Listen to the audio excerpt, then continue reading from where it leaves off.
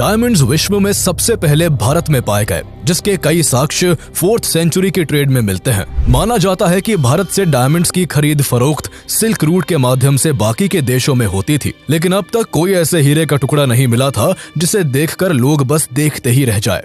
वक्त बीतने के साथ हीरा बेशकीमती स्टोन के तौर पर अपनी जगह बना चुका था। 13th सेंचुरी में जहां पूरी दुनिया में एक भी हीरे की खान नहीं थी, तभी भारत में एक ऐसे हीरे की खोज हुई जिसकी चमक के आगे बड़े बड़े राजाओं की आंखें चौंधी आ गई थी। ये हीरा बेहद ही अनोखा था। तब कहां किसी को पता था कि ये हीरा आने वाले दिनों में इतना यूनिक और बेशकीमती होगा कि जो भी इसे देखेगा बस देखता ही रह जाएगा। जैसे जैसे इसकी पॉपुलैरिटी बढ़ती गई, वैसे ही उस समय के राजाओं में इसे हासिल करने की होड़ बढ़ गई। आज की कहानी है कोहिनूर की। भारत की कोख से निकला वो हीरा जो आज ब्रिटेन की धरोहर बना हुआ है। ऐसा नहीं है कि कभी भारत की शान में 4 चांद लगाने वाला कोहिनूर रातों रात ब्रिटेन चला गया या फिर उन्होंने इसे किसी युद्ध में छीन लिया। कोहिनूर की कहानी बहुत लंबी है।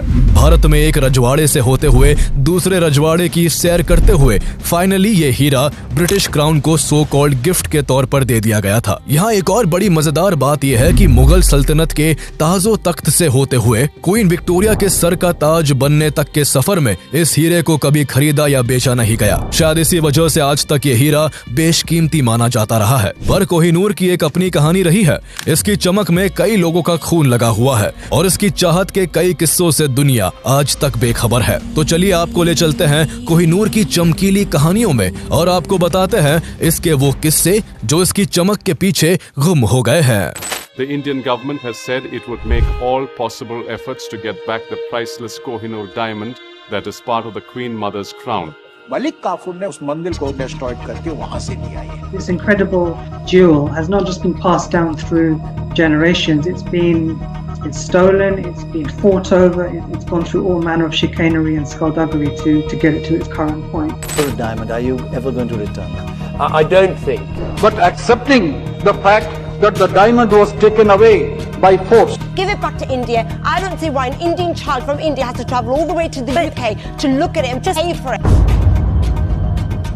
कोहिनूर के ओरिजिन के बारे में कई तरह की कहानियां प्रचलित है। ऐसी ही एक कहानी के अनुसार इस हीरे को करीब 5000 साल पहले जामवंत जी ने भगवान श्री कृष्ण को दिया था।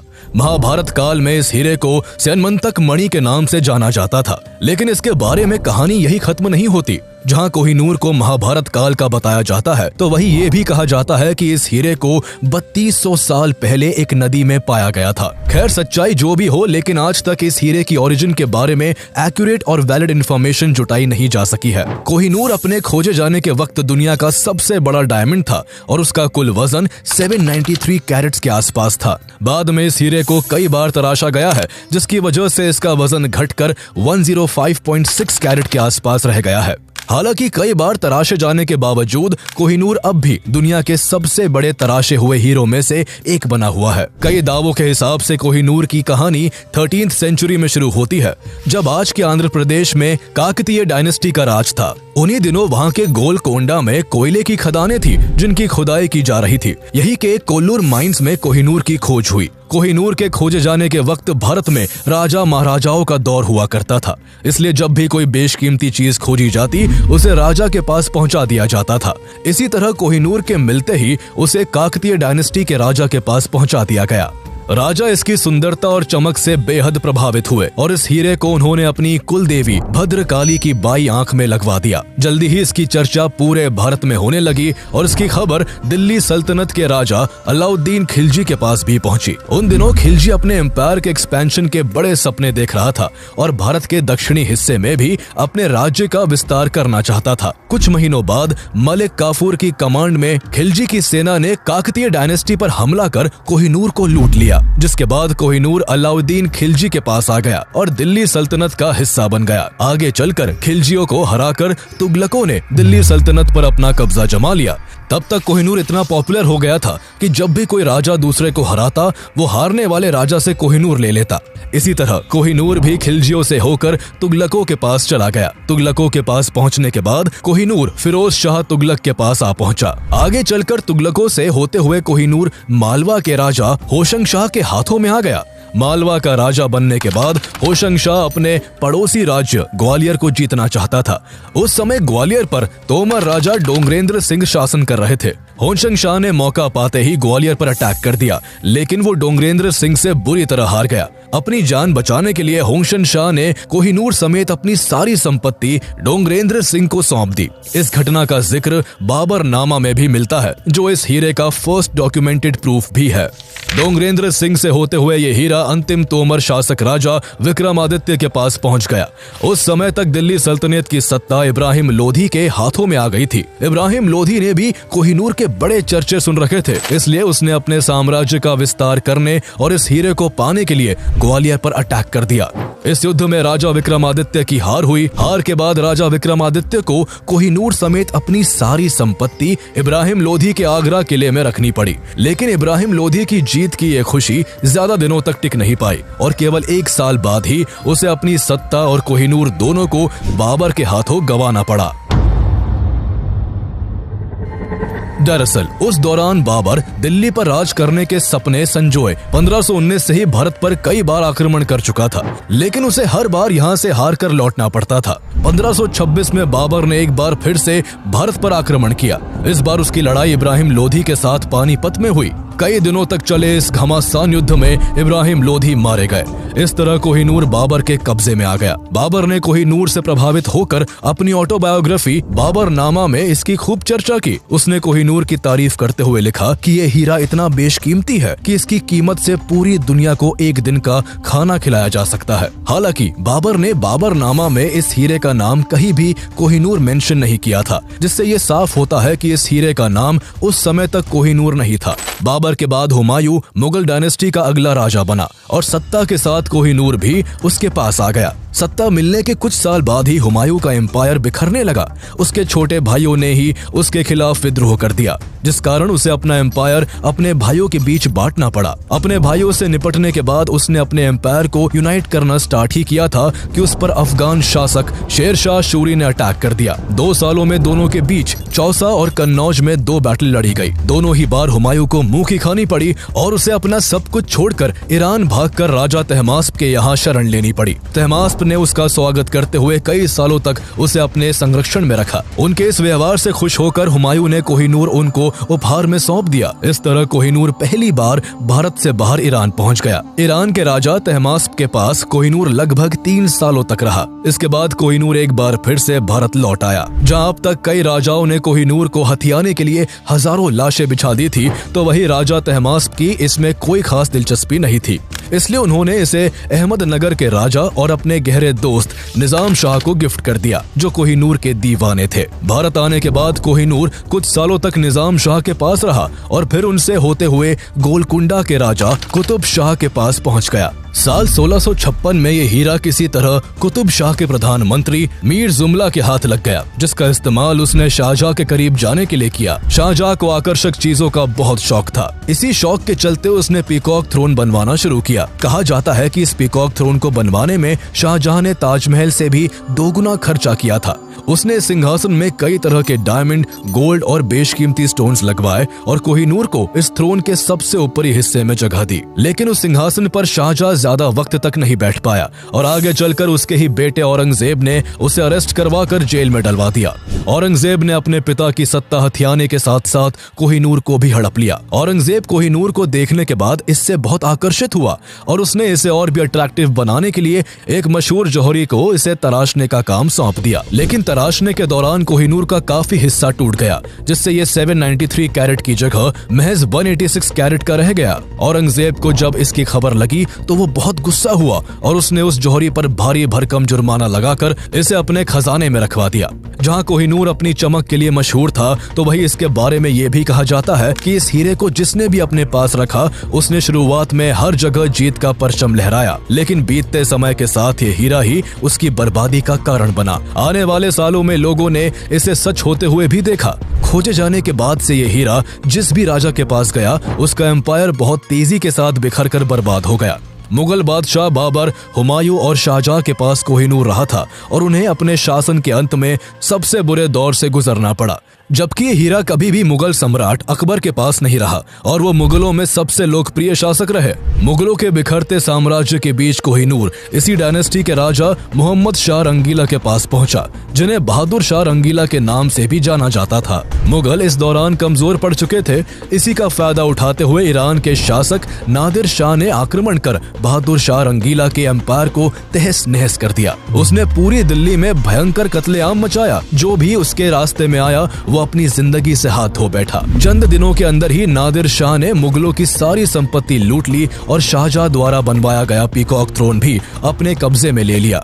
लेकिन अब तक उसे वो कोहिनूर नहीं मिला था जिसकी चमक के चर्चे उसने सुन रखे थे। दरअसल कोहिनूर उसके हाथ अभी तक इसलिए नहीं लगा था क्योंकि बहादुर शाह रंगीला उसे अपनी पगड़ी में छुपा कर रखता था। नादिर शाह को जब इस बात की खबर लगी तो उसने इसे हासिल करने के लिए बहादुर शाह से अपनी जीत की खुशी मनाने के लिए एक दूसरे की पगड़ी पहनने को कहा। बहादुर शाह जो पहले ही जंग हार चुके थे वो अब नादिर शाह की बात ना मानकर अपनी जिंदगी नहीं गंवाना चाहते थे, इसलिए उन्हें अपनी पगड़ी उतारने के लिए मजबूर होना पड़ा। जैसे ही बहादुर शाह ने अपनी पगड़ी निकाली, हीरा जमीन पर गिर पड़ा। जमीन पर गिरते ही उसकी रोशनी चारों तरफ फैल गई।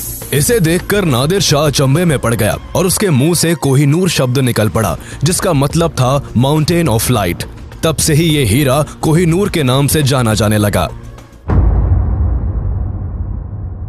कुछ दिनों के बाद नादिर शाह भारत से कोहिनूर समेत बहुत सारी संपत्ति लूटकर अपनी सेना के साथ ईरान लौट आया। वक्त गुजर जाने के बावजूद उसका कोहिनूर को लेकर आकर्षण कम नहीं हुआ। वो कोहिनूर का इतना दीवाना था कि उसे हर वक्त अपनी नजरों के सामने रखना चाहता था। इसलिए नादिर शाह ने कोहिनूर को अपनी आर्म पर बांधना शुरू कर दिया। कुछ सालों तक तो सब ठीक चलता रहा, लेकिन फिर कोहिनूर ने नादिर शाह के एम्पायर पर भी अपना असर दिखाना शुरू कर दिया। उसकी जिंदगी इस कदर बर्बाद हुई कि अंतिम समय में वो अपना दिमागी संतुलन खो बैठा और अपने ही लॉयल बॉडीगार्ड्स पर शक करने लगा। इस शक के चलते उसने अपने सभी कमांडर्स को हटाकर उनकी जगह अहमद शाह दुर्रानी को कमांडर अपॉइंट कर अपने सभी पुराने कमांडर्स और बॉडीगार्ड्स को खत्म करने का आदेश दे दिया। लेकिन नादिर शाह की प्लानिंग की खबर उसके पुराने बॉडीगार्ड्स को लग गई, जिसके बाद सालार खान और मोहम्मद खान कजर नाम के 2 बॉडीगार्ड्स ने उसी रात नादिर शाह की हत्या कर दी। आगे चलकर नादिर शाह के फाइनेंशियल ऑफिसर मोहम्मद काजिम मारवी ने अलम अराय नादरी नाम से एक किताब लिखी जिसमें इस हीरे का नाम कोहिनूर मेंशन किया गया था, जो इस हीरे का कोहिनूर नाम होने का फर्स्ट वैलिड सोर्स है। नादिर शाह की मौत के बाद उसके एम्पायर पर अहमद शाह दुर्रानी का कब्जा हो गया और वो कोहिनूर को ईरान से अफगानिस्तान ले गया। इस तरह कोहिनूर भारत से ईरान और फिर अफगानिस्तान पहुंच गया। इसके बाद अफगानिस्तान में ही अहमद शाह दुर्रानी के ही वंशज शाह शुजा दुर्रानी के पास कोहिनूर आ गया। बदलते वक्त के साथ राज सिंहासन बदल जाते, कोहिनूर पर मालिकाना हक रखने वाले राजा बदल जाते, लेकिन एक चीज जो नहीं बदलती थी तो वो थी कोहिनूर की चमक और उसको लेकर लोगों का आकर्षण। एक बार शाह शुजा की पत्नी वफा बेगम से किसी ने कोहिनूर की प्राइस प्रेडिक्शन करने का कहा। बेगम ने इसका जवाब देते हुए कहा कि अगर 4 ताकतवर पहलवानों से चारों दिशाओं में एक एक पत्थर फेंकवाया जाए और एक पत्थर आकाश की ओर उछाल दिया जाए, इसके बाद 5 पत्थरों ने जितना डिस्टेंस तय किया उस डिस्टेंस को अगर गोल्ड से भर दिया जाए तो भी उस पूरे सोने की कीमत कोहिनूर जितनी नहीं हो सकती। बेगम की इस बात से कल्पना की जा सकती है कि आखिर कोहिनूर क्यों इतना प्राइसलेस और पॉपुलर था। सत्ता और कोहिनूर को पाने के बाद शुरू में शाह शुजा दुर्रानी के शासन काल में सब ठीक चल रहा था। उसने आसपास के कई क्षेत्रों को जीतकर अपनी शक्ति बढ़ा ली थी, लेकिन एकाएक उसके परिवार में फूट पड़ गई और उसके भाइयों ने ही उसके खिलाफ विद्रोह करके उसे गद्दी से उतार फेंका। शाह शुजा दुर्रानी को अपनी पत्नी के साथ अफगानिस्तान से भागकर लाहौर आना पड़ा, जहां राजा रणजीत सिंह ने उन्हें शरण दी। महाराजा रणजीत सिंह ने न केवल उसे लाहौर में रहने की इजाजत दी, बल्कि उसे फिर से अपनी सत्ता हासिल करने के लिए मोटिवेट भी किया।